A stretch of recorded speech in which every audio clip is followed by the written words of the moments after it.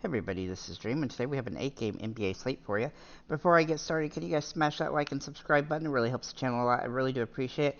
Make sure to comment below your favorite picks today. This slate has got a lot of injuries as we've been having a lot in the NBA, so do keep that in mind here. Also, make sure to check out the links in the description for Discord and for the YouTube memberships where you can see my write-ups. Make sure to check those things out. We had some really good games yesterday. We played really well in DFS and had some nice wins. Also got some sportsbook wins in college basketball, so that was nice. Let's get into the slate and see what we can do today. I do like the slate okay, though it does have some awkward games in it. So let's get into the injury report first. We're going to start with the Mavs. Cleaver is out for the Knicks. Barrett is questionable for the Hawks. Trae Young is questionable for the Celtics. Brown is questionable, and Porzingis is questionable. For the 76ers, Batum is questionable, and Oubre is out. For the Bucks, Crowder is out. For the Raptors, Anobi and Trent Jr. are both doubtful. For the Magic, Carter Jr. and Fultz are out. For the Bulls, DeRozan is out, and Caruso is questionable. For the Lakers, Vincent is out. For the Cavs, Garland and Okoro are out. And for the Trailblazers, Brogdon, Simmons, Williams, Scoot Henderson are all out. Okay, so let's get into the slate. Who do we like today? So we're just going to get through this here. We're going to start with our most expensive option so far, at least, is going to be Donovan Mitchell here for Cleveland. Now, he has played very well lately, and he has some really nice upside in this matchup, especially with Garland out. He's going to have more usage, and he'll have an up-tempo game here against Portland, who's missing most of their starting lineup. I think he's a pretty good play on the slate. Obviously, he does have a lower floor sometimes because he does have bad games, but he's been playing fairly well, and his price is still coming down some, which is actually beneficial to us in fantasy perspective. So then we're going to look at Siakam for Toronto. Now, he has been up and down this season so far, but that has kept his price lower than I expected it to be at this point in the season, and he definitely has a big boost-up opportunity here, especially with a couple guys potentially out here. He's going to get more usage as a result. He's been getting double-doubles in 2 of the last 3 games. Before that, he was kind of struggling, but it looks like he's finally playing well, and so he's definitely worth a look here. Then we're going to look at Fox for Sacramento. Now, his price is pretty solid today. He's come down in price as he's not played a few games as he was hurt for a week. But he played well in his return game against Cleveland, which is a tougher matchup, and he gets a boostable game here against the Lakers, who he actually dominated the last time he played them for 58 fantasy points. He's been very good in the games that he's played so far this year, and his price is very rosterable. He's very close to being a core play. I do think he's kind of a core player at this point, but I think there's going to be other options that are going to open up as we get into the slate, as we find injury news and stuff like that. But then we'll look at Julius Randle, who's been very consistent recently. He's got a good matchup here against Atlanta. Him being at $8,200 feels very good considering his potential. Most games, he's been over 40 fantasy points in 5 straight and has a good matchup here. Obviously, he does need to get double-doubles to pay off, but he's been doing that most of the season. He's had a couple off games against tougher teams, but this is not one of those games where he's going to have to, where it's going to be more of a struggle. He should be able to get in the 15 to 25 actual points, and then hopefully get the double-double and get some assists and other things repped in there as well. He's a very capable player on the slate, and he looks like a great option. Then we're going to look at Vucevic for the Bulls. Now, I really do like Vucevic today, especially with DeRozan out. His usage should get a little bit of a boost. He's been really solid for most of the season, though he's had a couple of floor games. His ceiling is very high for his price. And with DeRozan out, he should actually get a boost in the usage as well, and hopefully he can get some shots to fall. He does kind of live and die by getting the bigger amount of points, but he should have the opportunity in this one.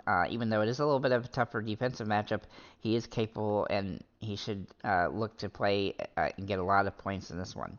Looking at Zach LaVine for Chicago, also interesting play today with DeRozan out. He should also get a little bit of a boost, and he's been playing fairly well. Just keep in mind he does have a low floor, so that is an issue. He will likely be a great GPP play, but that's the reason he is one, because he does carry that low floor risk.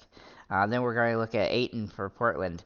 Now, Portland's missing, most everybody on their team, basically, with the exception of a couple guys, and he definitely still has a pretty good price point here.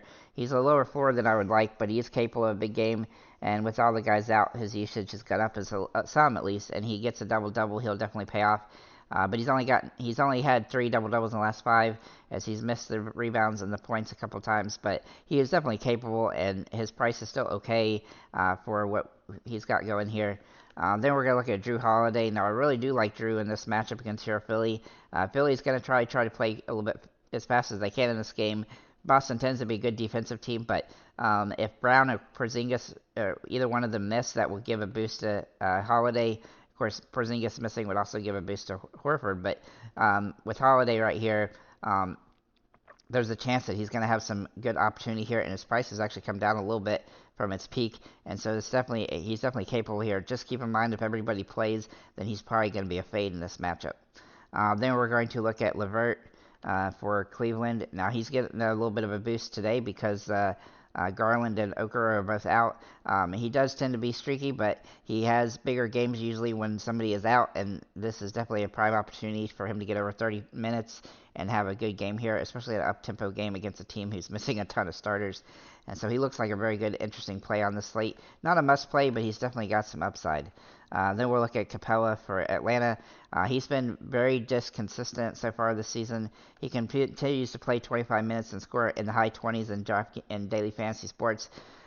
His price makes that a good opportunity, though he does have a limited ceiling as a result of the minutes, but he's also been very consistent, so he's hard to, if you need to kick in a center at a cheap price, then he's definitely a way to go about it.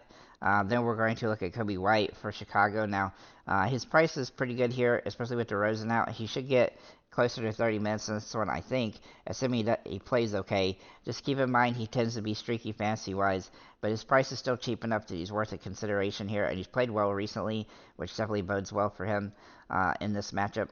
And then we're going to get some super value plays here, and we're going to look at Moritz Wagner for Orlando, or sorry, Moritz Wagner for Orlando.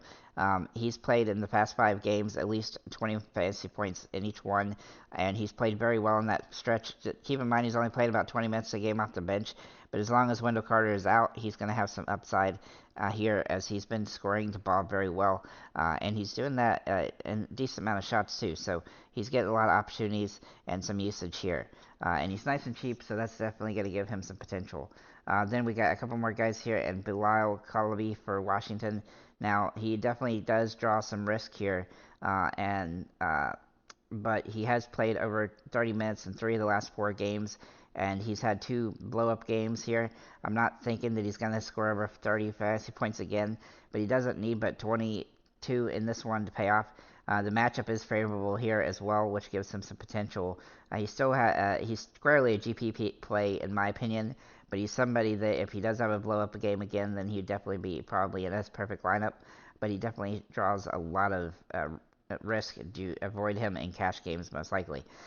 Also, Ayu Donasamu, it could be him that gets more minutes here as a result of DeRozan being out, and if Caruso is also to miss, then that would also give him a boost. He played well against Detroit, didn't play as well against Milwaukee, as he got into some foul trouble, but he should be able to get in the mid-20s in the minutes in this one, and that does give him some potential, and I kind of feel like he's going to be a popular player today, despite the fact that he definitely carries a lot of risk.